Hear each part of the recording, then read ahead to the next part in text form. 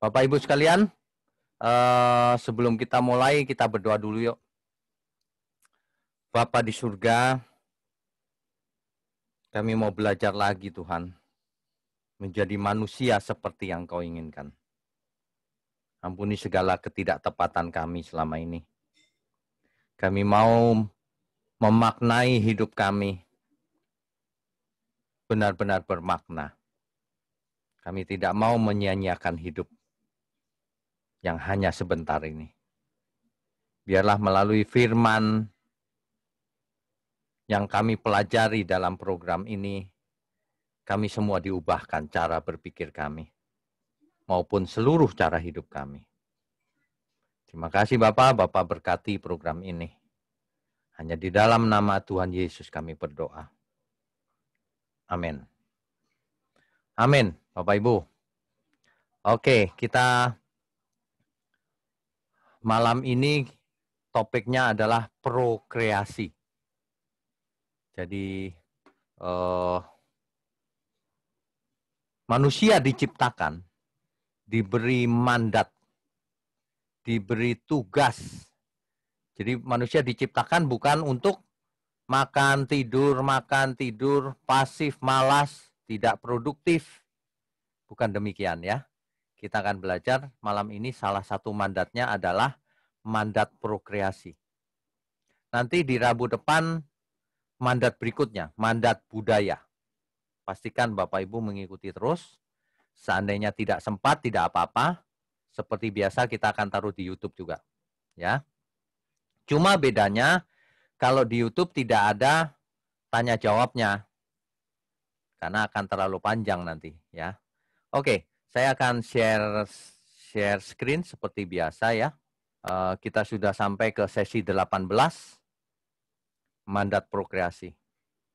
Dan saya ingatkan kepada kita semua bahwa pendalaman Alkitab ini tidak tahu kapan selesainya.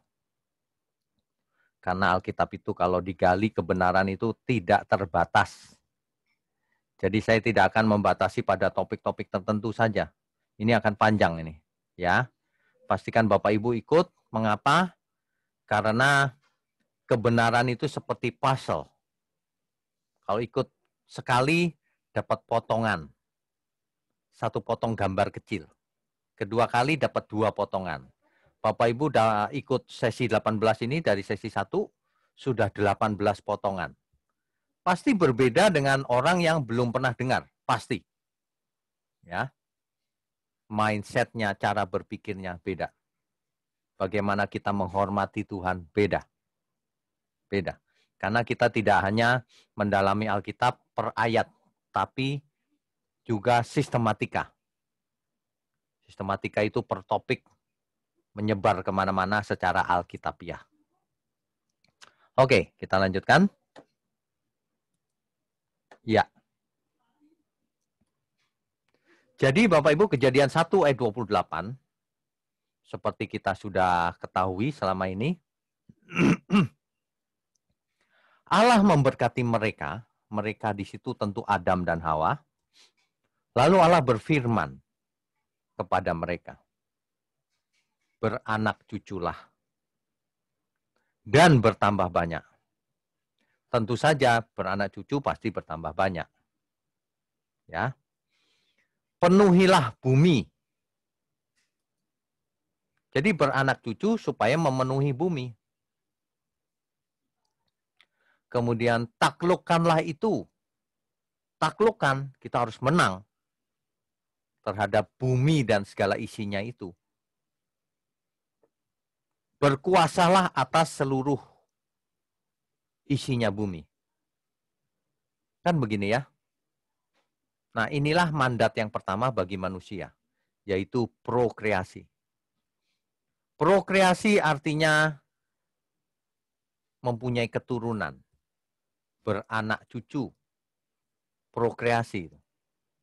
Beranak cucu bukan melalui adopsi anak, bukan. Beranak cucu melalui hubungan seks suami istri dan mempunyai anak keturunan. Itu arti prokreasi. Ini yang merancang adalah Allah sendiri. Jadi pada mulanya Allah mempunyai rancangan seperti ini. Manusia diciptakan laki-laki dan perempuan. Dan harus beranak cucu.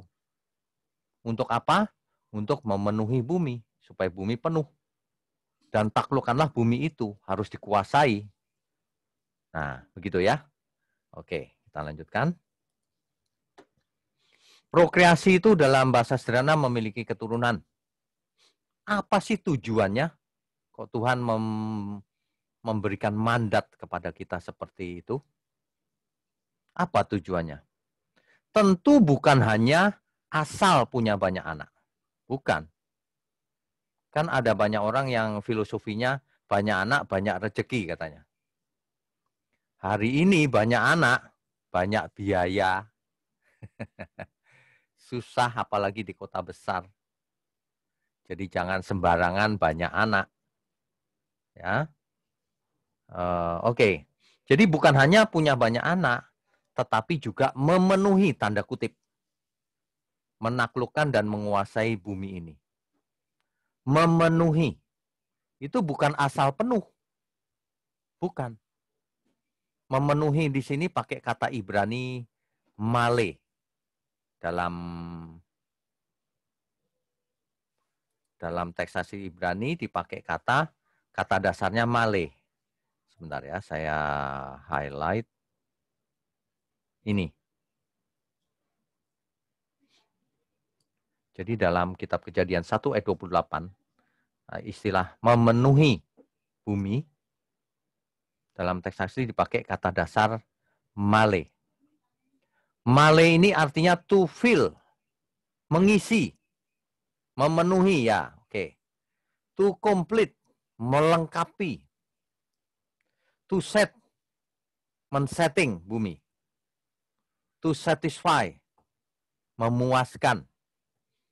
To consecrate, nah ini dia.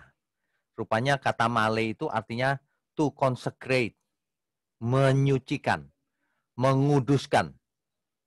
Menguduskan, ya. Jadi jangan asal penuh aja, buminya penuh nih, sesuai perintah Tuhan. Tidak. Penuh di situ itu ada artinya secara rohani. Tidak mungkin Tuhan bicara soal jumlah saja. Tidak mungkin. Perhatikan kalau Tuhan berfirman, tidak fokusnya bukan soal jumlah, selalu soal kualitas. Selalu. Sampai kapanpun. Ya. Jadi penuhi bumi, supaya bumi makin berkualitas. To consecrate, menyucikan bumi. Menguduskan bumi supaya makin berkualitas. Itu sudah pasti, konteksnya pasti ke sana. Bukan supaya bumi rusak, bukan. Ya, perhatikan itu. Jadi kita kalau belajar Alkitab, jangan asal baca Alkitab lalu lewat.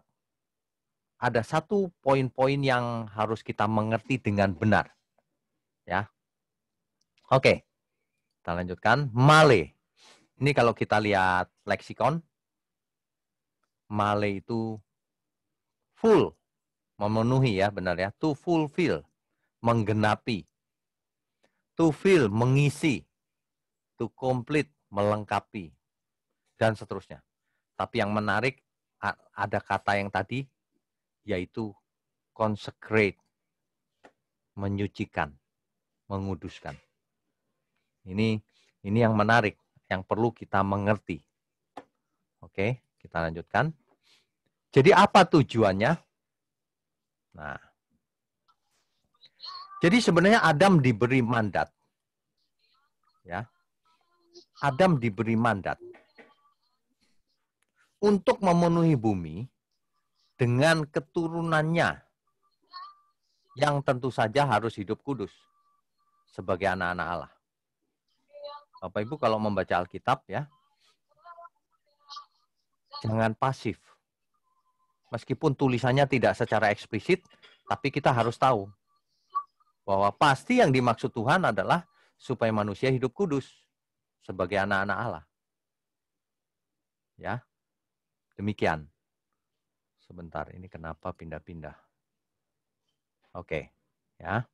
Nah, yang kedua, untuk itu Adam sendiri harus menjadi sempurna lebih dahulu, baru memiliki keturunan. Ini adalah konsekuensi logis daripada mandat prokreasi. Sebab kalau Adam belum sempurna, lalu memiliki anak banyak memenuhi bumi, bisa kacau balau bumi ini. Karena anak-anaknya mau meneladani siapa? Adam belum sempurna. Itu sebabnya Adam tidak memiliki keturunan sebelum mencapai kesempurnaan. Dan kita tahu ternyata Adam tidak pernah mencapai kesempurnaan. Itu sebabnya Adam tidak pernah punya keturunan. Nah, bumi ini harusnya dipenuhi dengan orang-orang kudus, anak-anak Allah, keluarga Allah. Jadi mandat prokreasi itu sebenarnya adalah mandat untuk menguduskan bumi, membuat bumi menjadi kudus, dipenuhi oleh orang-orang kudus. Ya, dipenuhi oleh orang-orang kudus. Jadi bumi dipenuhi, ditaklukkan, dikuasai bagi kemuliaan Allah. Jadi Adam tidak akan punya keturunan sebelum mencapai kesempurnaan. Seandainya Adam mencapai kesempurnaan, ia akan punya anak. Nah, tetapi ketika Adam jatuh dalam dosa, nah, Alkitab mencatat, ya sudah punya anak juga akhirnya. Nah, nanti dulu kita tunda pembahasan itu ya. Tetapi kita perlu tahu bahwa kalau Adam diperintah untuk menguasai bumi, memenuhi bumi, menguasai segala isinya, padahal kita tahu iblis ada di Eden loh. Adam juga ada di Eden. Dan diperintahkan untuk menaklukkan bumi. Dan segala isinya serta menguasainya. Itu artinya Adam juga harus menaklukkan iblis. Karena ada iblis di situ. Jika Adam menang, jika ini seandainya ya, maka ia menjadi sempurna. Dan barulah beranak cucu. Ini kan berandai-andai. Seandainya itu terjadi, anak cucunya akan meneladani Adam.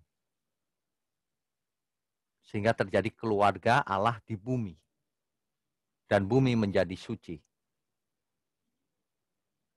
Sesuai rancangan mula-mula. Tidak ada kutuk, tidak ada kematian, tidak ada yang jahat. Harusnya demikian. Sayang Adam jatuh dalam dosa. Sehingga bumi tidak menjadi seperti rancangan mula-mula. Ada penyimpangan. Ya. Tetapi mandat prokreasi tidak dibatalkan meskipun manusia jatuh dalam dosa. Perhatikan baik-baik.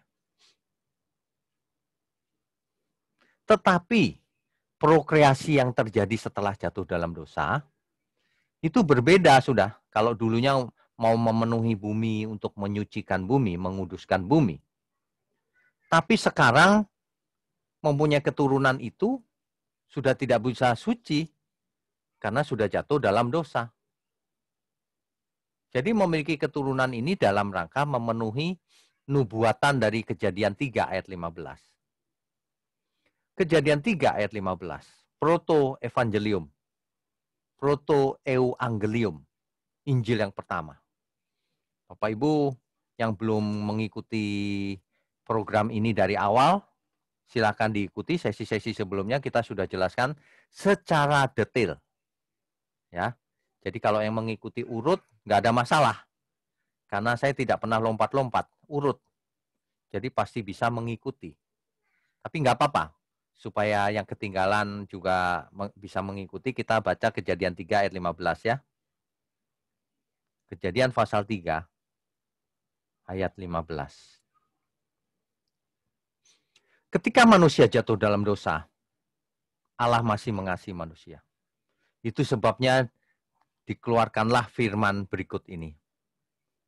Aku akan mengadakan permusuhan antara engkau dan perempuan ini. Antara iblis dan perempuan ini. Antara keturunanmu dan keturunannya.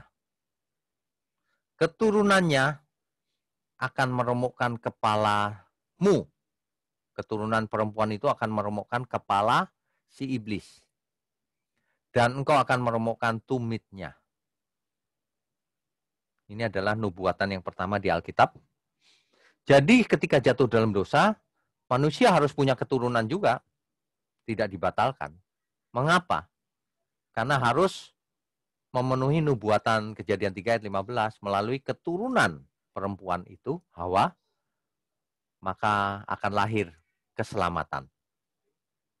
Ya, mengerti ya Bapak Ibu ya? Jadi kalau ada pertanyaan, mengapa tidak punya keturunan sebelum jatuh dalam dosa? Karena Adam belum sempurna. Kalau Adam sudah sempurna, pasti Adam juga punya keturunan karena itu perintah dari Tuhan sendiri. Ya. Jadi itulah sebabnya Adam tidak berketurunan sebelum jatuh ke dalam dosa.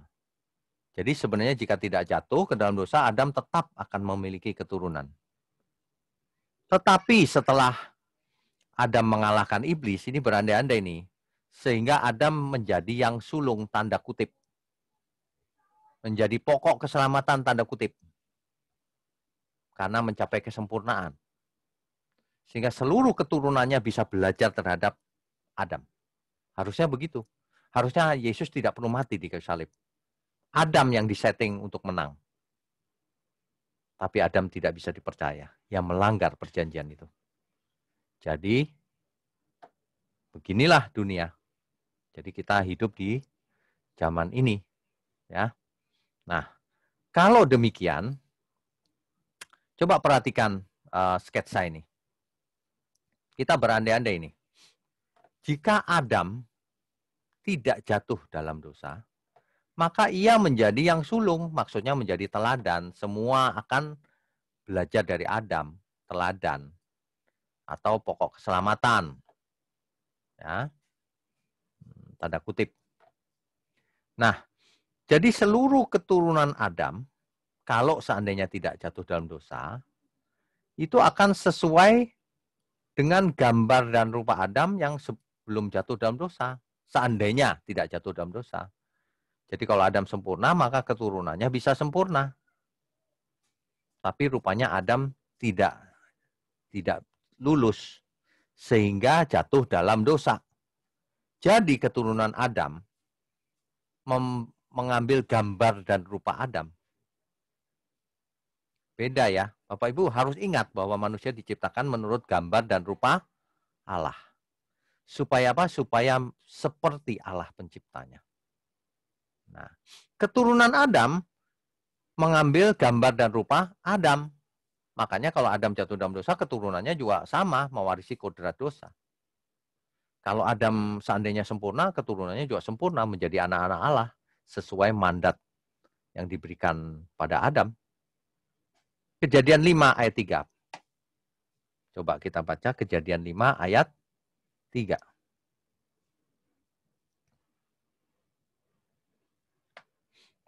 Saya bacakan ya. Setelah Adam hidup 130 tahun, ia memperanakkan seorang laki-laki menurut rupa dan gambarnya. Tuh, perhatikan. Jadi anaknya Adam, lalu memberi nama Set kepadanya. Jadi Set mengambil gambar dan rupa Adam. Artinya Set mewarisi kodratnya Adam. Sifat-sifatnya Adam. Yaitu yang berkodrat dosa. Memiliki natur dosa. Itulah cara dosa merambat. Menjalar. Terdistribusi ke seluruh dunia. Karena seorang anak mengambil gambar dan rupa orang tuanya. Ya. Tetapi karena Adam gagal, maka Adam kedua atau Adam terakhir, yaitu Yesus, menggantikan tempatnya. Makanya disebut Adam terakhir. Harusnya Adam yang menang. Tapi karena Adam kalah, Adam terakhir, Tuhan Yesus. Kenapa disebut terakhir? Karena tidak akan ada lagi yang bisa menggantikan lain. Hanya Tuhan Yesus yang pilihan terakhir. Adam terakhir. Ibrani 5 ayat 9. Coba kita baca Ibrani 5 ayat 9. Dan sesudah ia mencapai kesempurnaannya, Tuhan Yesus nih maksudnya, ia menjadi pokok keselamatan yang abadi bagi semua orang yang taat kepadanya. Sama, ya. Yesus harus sempurna baru bisa menjadi pokok keselamatan. Ini dia. Jadi satu-satunya solusi Adam akhir atau Yesus. Menjadi yang sulung. Karena Adam gagal kan, menjadi teladan, menjadi pokok keselamatan. Harusnya Adam, kalau Adam menang. Tapi Adam kalah, digantikan Adam terakhir.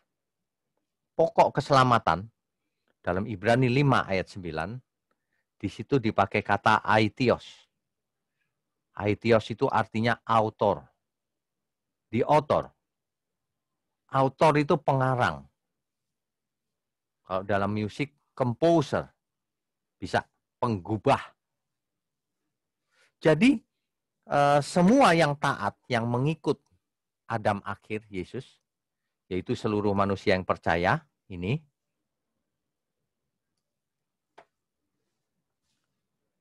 akan mengambil gambar dan rupa Yesus. Mewarisi gambar dan rupa Yesus. Makanya dalam Filipi 2 ayat 5 ditulis, dalam hidupmu bersama, kenakanlah pikiran dan perasaan Kristus.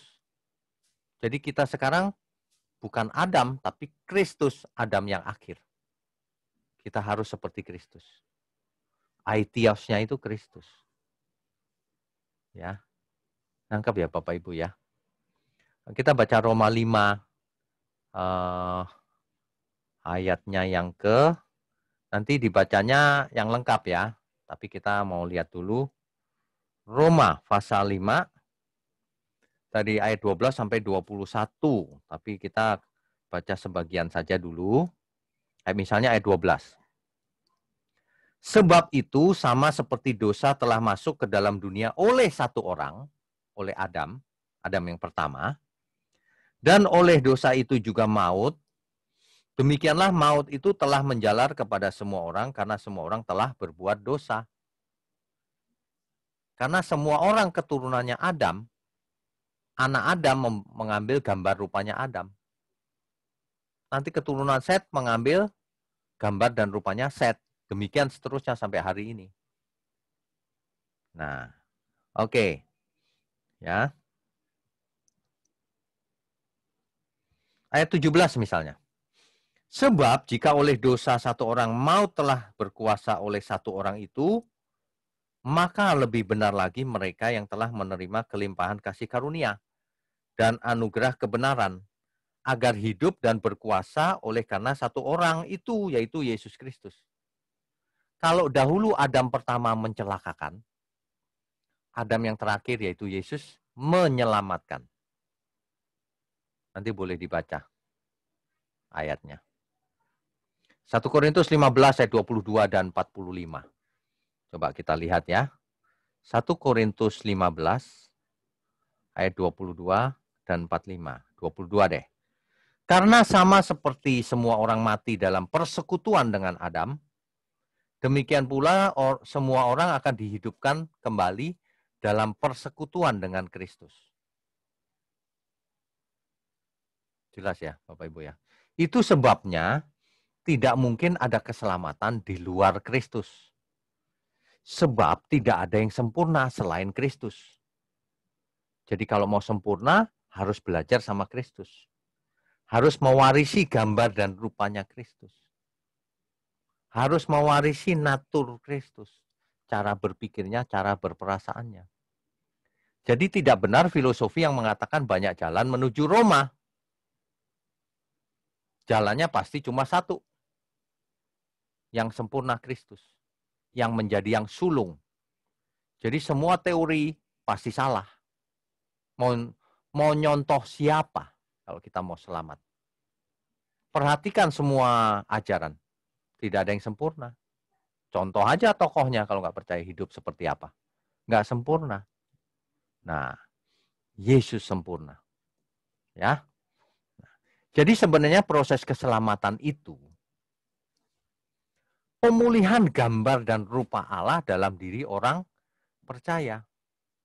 Jadi kalau seseorang belum pulih gambar dan rupanya itu, masih memiliki gambar rupa dunia atau manusia, ya sebenarnya belum selamat. Orang yang selamat itu yang memiliki gambar dan rupa Yesus. Yang cara berpikir dan berperasaannya seperti Yesus. Itu sebabnya Rasul Paulus mengerti benar hal ini. Dikalimatkan dengan begini, karena hidupku bukanlah aku lagi, tetapi Kristus yang hidup di dalamku. Apa maksudnya roh kita hilang diganti Kristus? Bukan. Maksudnya kita sudah hidup persis seperti Kristus. Amin ya, Bapak Ibu ya. Jadi kita beruntung kalau memiliki teladan atau aitios adalah Yesus yang sempurna. Untuk apa? Belajar sama yang tidak sempurna. Makanya jadi amburadul sifat karakternya kalau belajar terhadap orang lain. Kalau sama Yesus jelas. Nah, demikianlah sampai sekarang mandat prokreasi tidak pernah dibatalkan. Ya, tidak pernah dibatalkan. Memiliki keturunan adalah mandat dari Tuhan sendiri. Jelas ya sampai di sini ya. Oke.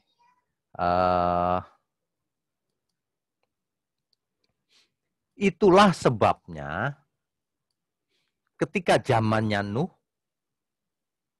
Nuh keluar dari bahtera setelah air bah surut, Nuh dan keluarganya diberi mandat yang sama oleh Tuhan. Kejadian 9 ayat 1 dan 7. Beranak cuculah dan penuhi bumi. Sama masih mandatnya. Mengapa? Karena semua manusia musnah, mati oleh air bah. Jadi seolah-olah dunia ini direset, dinolkan lagi oleh Tuhan. Di seluruh dunia cuma ada 8 manusia yang selamat dari air bah. Nuh dan istrinya 2 ya. Anaknya 3, 5, menantunya 3. Jadi total 8 orang. Dari 8 orang inilah firman Tuhan ditujukan beranak cuculah dan penuhi bumi. Sem, Ham, dan Yafet. Keturunannya akan memenuhi bumi. Ya. Demikian. Oke. Kita lanjutkan.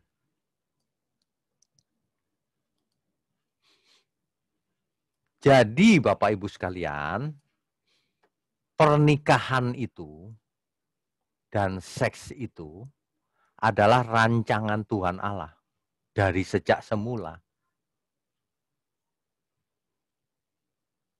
Dan rancangan Allah itu monogami, heteroseksual.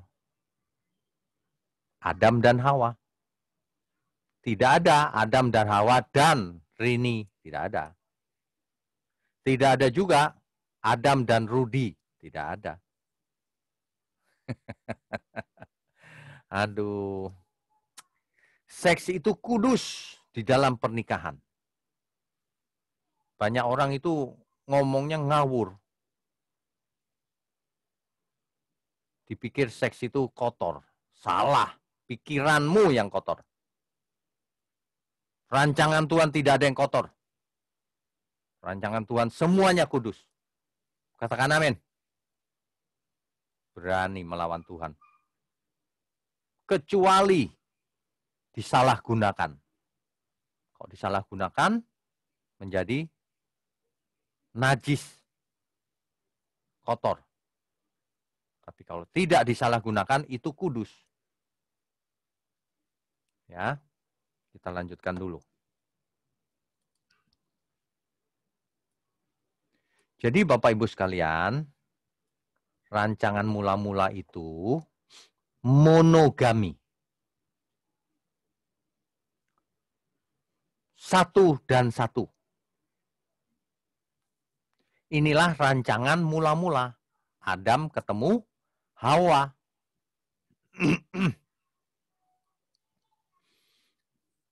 Keduanya menjadi satu daging. Ini eksplisit loh, Alkitab berkata keduanya. Bukan 3 atau 4, keduanya. Adam dan Hawa, suami dan istri. Menjadi satu daging.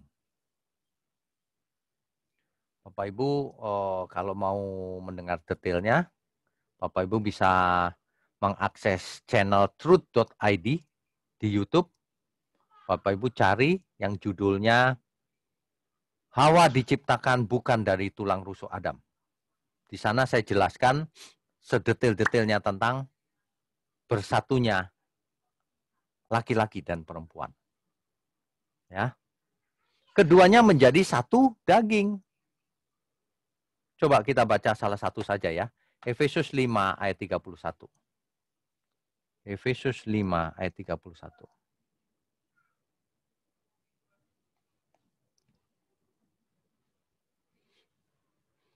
Sebab itu, laki-laki akan meninggalkan ayahnya dan ibunya dan bersatu dengan istrinya sehingga keduanya itu menjadi satu daging.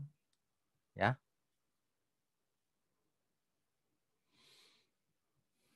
Monogami ini adalah lambang hubungan Kristus dan jemaat. Kita hanya boleh punya pasangan jiwa kita Kristus, tidak boleh yang lain. Maksudnya itu. Monogami. Jadi tidak boleh poligami dalam Kristen. Oke, jelas ya. Sebab cinta tidak bisa dibagi-bagi.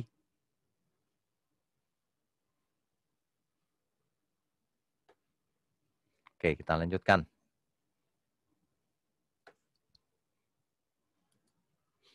Heteroseksual. Rancangan mula-mulanya adalah Adam dan Hawa, bukan sesama jenis. Ya.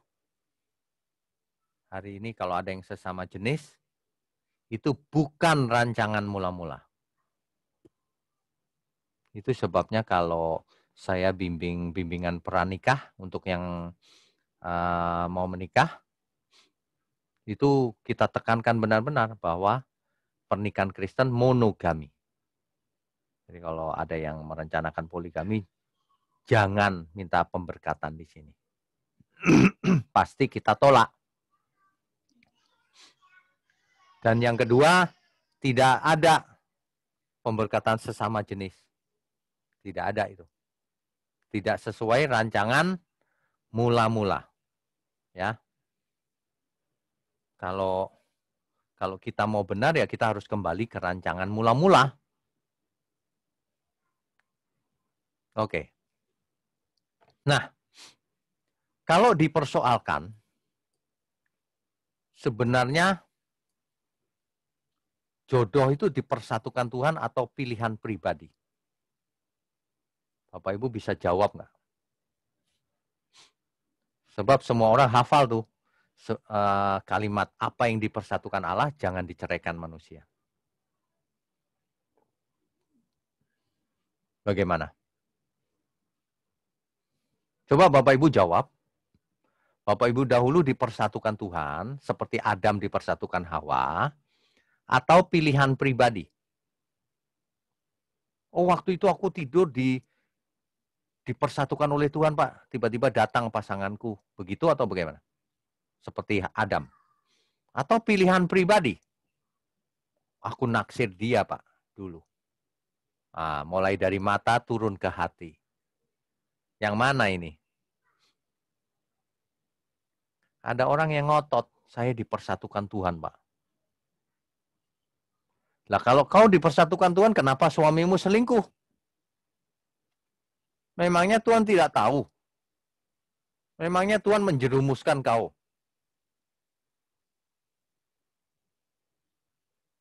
Dalam banyak kasus, manusia memilih sendiri pasangannya. Itulah sebabnya Alkitab mengatakan demikian, jangan cari pasangan yang tidak sepadan, harus yang sepadan. Kita itu diperintah mencari pasangan yang sepadan. Memang dalam kasus tertentu Tuhan intervensi, tetapi pada umumnya manusia memilih. Itu sebabnya banyak yang salah pilih. Bapak Ibu saya peringatkan, wah saya salah pilih Pak. Saya peringatkan, salah pilih tidak boleh tukar tambah, tidak boleh cerai. Kalau salah pilih dulu ya sudah nggak masalah. Dua-duanya bertobat, maju lagi ke depan. Wah itu mantap tuh. Membentuk keluarga yang kudus bagi Tuhan. Kalau dulu seluruh bumi, dimulai dari keluarga dulu. Keluarga yang kudus, yang takut akan Tuhan. Mengerti ya maksudnya ya? Jadi jangan asal punya anak banyak. Punya anak banyak untuk apa? Kalau anaknya berantakan. Anaknya tidak hidup kudus. Tidak jadi berkat. Malah jadi sandungan. Tidak mengangkat nama Tuhan, memuliakan nama Tuhan. Malah menjatuhkan. Untuk apa? Jadi Bapak Ibu, pilihan pribadi ini bisa salah. Tapi yang penting bukan itu. Ketika kita menyadari kesalahan kita, ayo kita maju lagi. Dalam beberapa kasus ada yang dipersatukan Tuhan memang. Ya. Tetapi yang manapun setelah itu harus hidup kudus. Tak bercacat, tak bercelah. Tidak pernah salah dalam hal apapun. Harus mantap. Ya. Oke, kita lanjutkan. Nah, ternyata banyak masalah dalam pernikahan. Banyak sekali. Adakah pernikahan yang ideal di zaman sekarang? Pertanyaan itu pertanyaan yang sangat relevan. Sebenarnya ya kalau kita survei ya, mungkin nih, ini mungkin ya, mungkin jawabannya tidak ada yang ideal. Tapi itu tidak masalah, asal kita berkomitmen di hadapan Tuhan. Untuk belajar dalam segala hal. Bersama pasangan hidup. Kalau masih memungkinkan. Sebab ada banyak pasangan tidak bisa diajak ke surga. Tidak mau bertobat. Mengerikan ini. Ya. Oke, kita lanjutkan.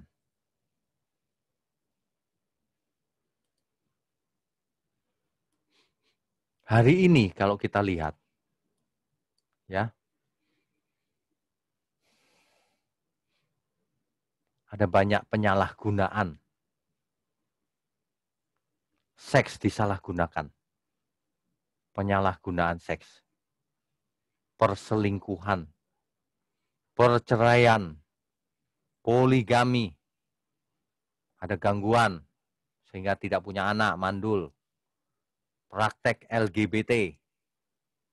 Sebagian besar manusia dikuasai hawa nafsunya. Mengerikan loh dunia ini. Makanya dunia ini kacau balau. Keluarga berantakan. Kalau disurvei ya.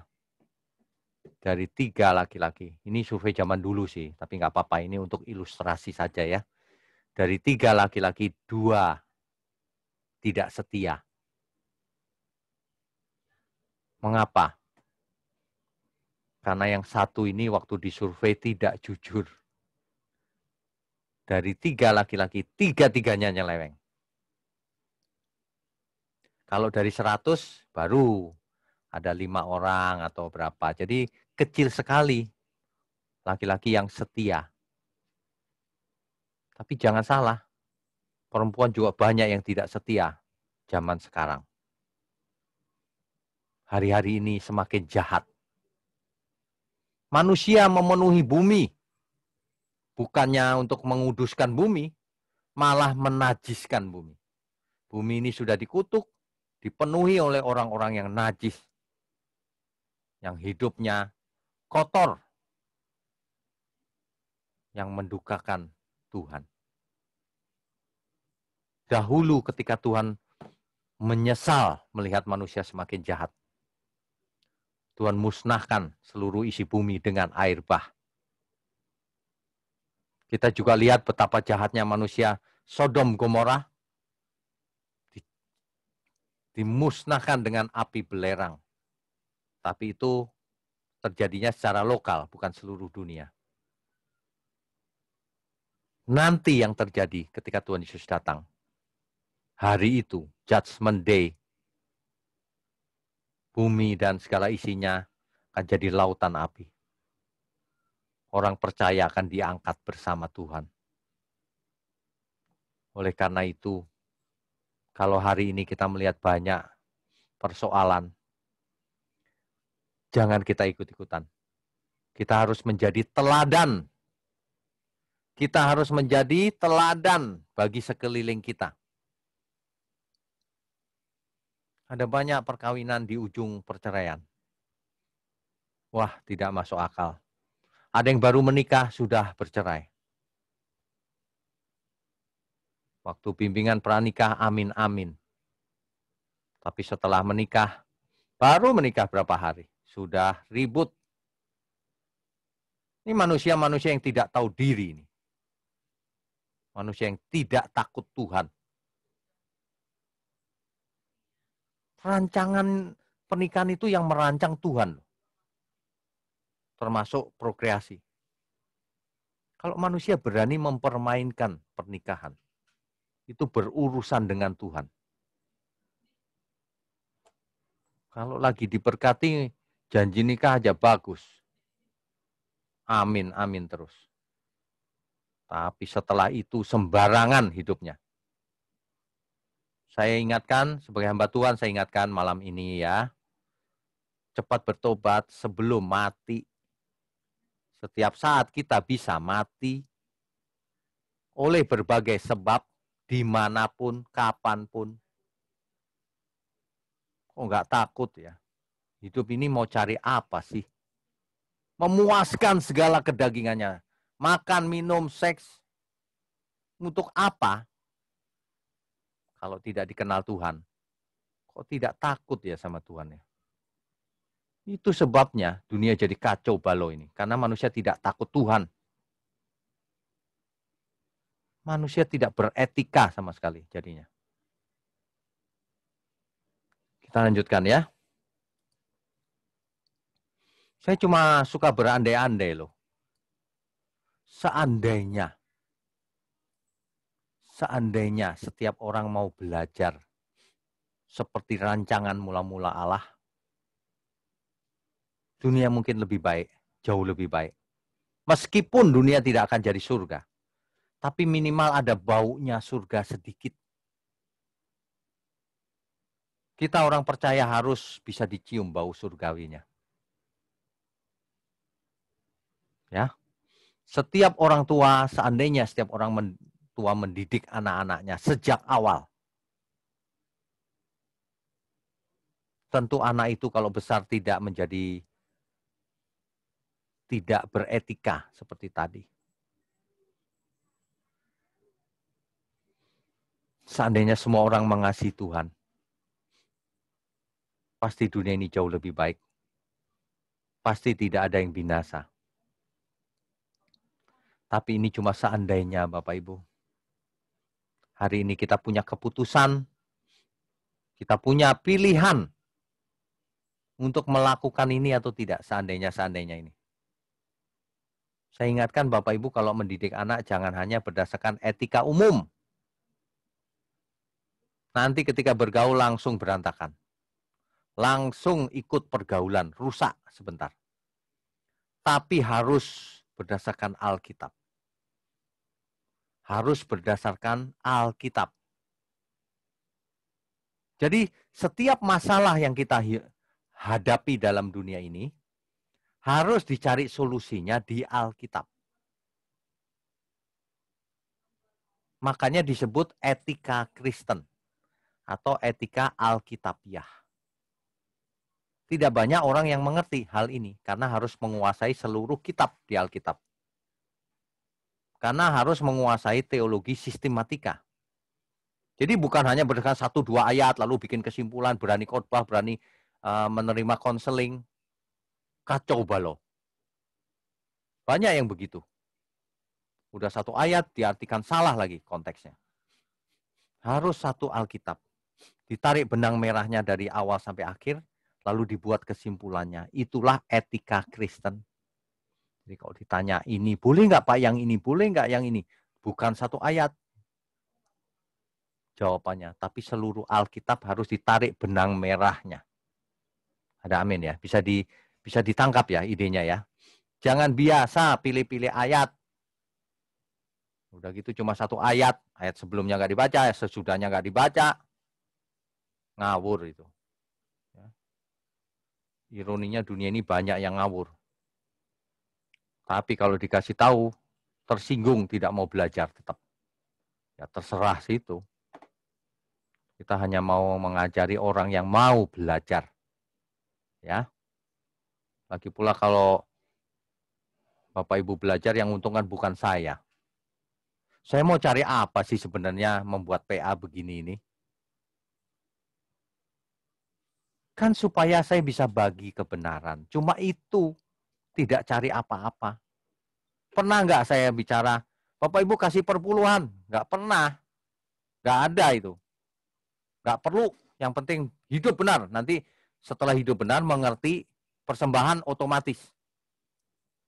Dan juga semuanya akan seturut kehendak Tuhan. Itu yang penting. Ya. Bapak Ibu pasti tidak menyesal kalau ikut online Bible study ini. Kenapa? Waktunya tidak dibuang cuma-cuma atau sia-sia. Selalu ada banyak insight atau pencerahan yang kita dapat. Saya saja kalau persiapan online Bible study ini banyak pencerahan yang saya dapat lagi ketika saya baca ulang Alkitab. Karena saya persiapannya tidak main-main ini. Bapak Ibu lihat gambar-gambarnya. Saya cari ke sana kemari. Lama persiapannya. Jadi Bapak Ibu ibarat masakan itu saya yang masak, Bapak Ibu yang makan. Enak. Amin ya. Jadi jangan disia-siakan. Oke.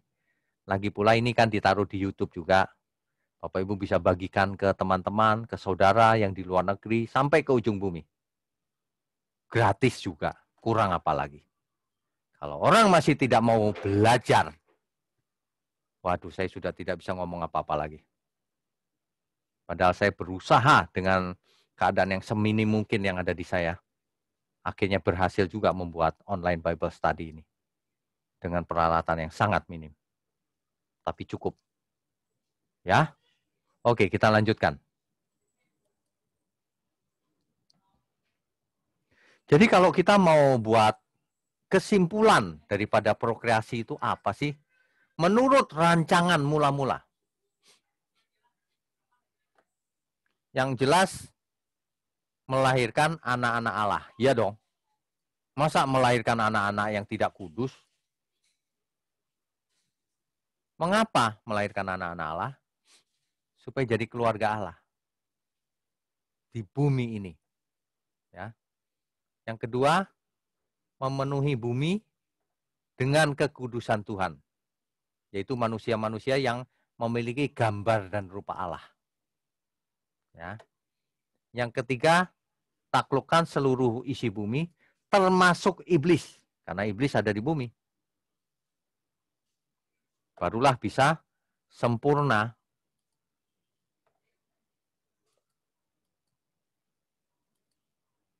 Ya, oke.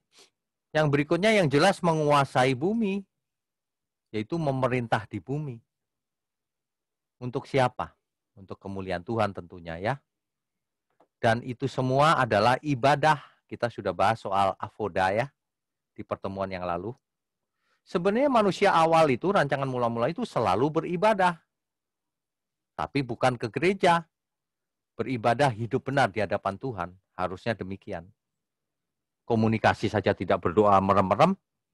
Komunikasinya langsung hari itu. Itu ideal. Ya. Nah, prokreasi juga merupakan rekreasi bagi suami istri.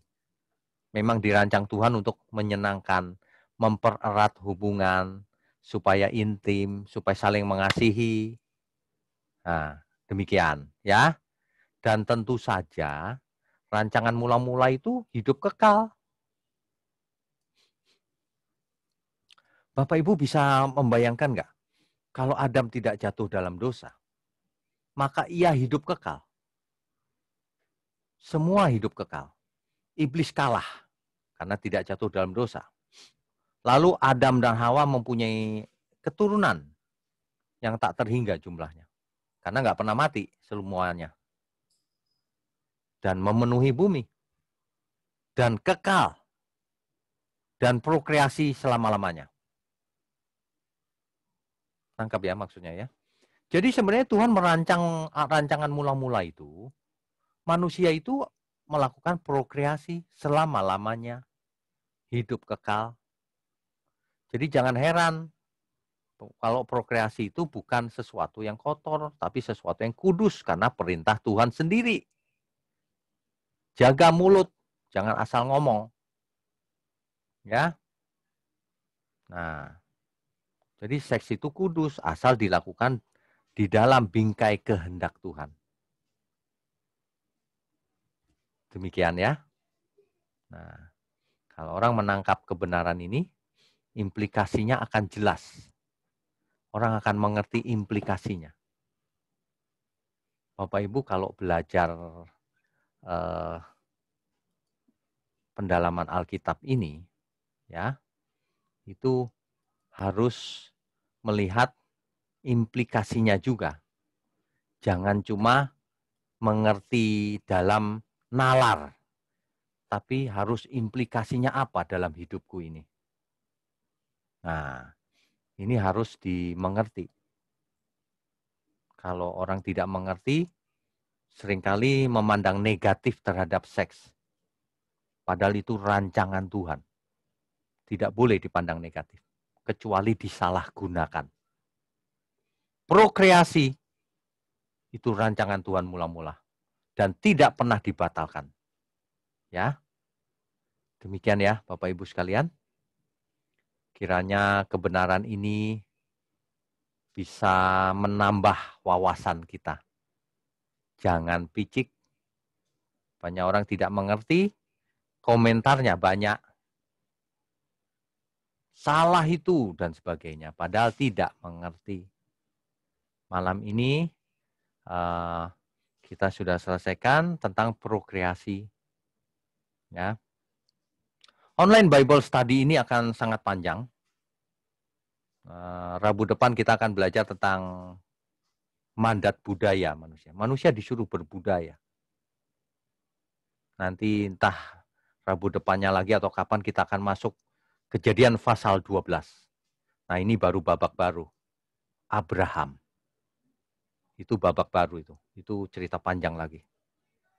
Pastikan Bapak Ibu belajar terus. Amin ya. Tuhan Yesus memberkati. Amin.